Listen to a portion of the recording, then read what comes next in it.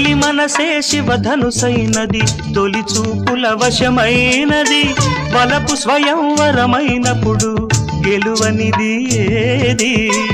ఒక బాణము ఒక భార్యన్నది, శ్రీరాముని చిరయసమైనది, శ్రీవారు వరమిస్తే సిరులన్నీ నావి. తొలి చుక్కవు నీవే, చుక్కానివి నీవే, తుదిదాకా నీవే, మరు జన్మకు నీవే.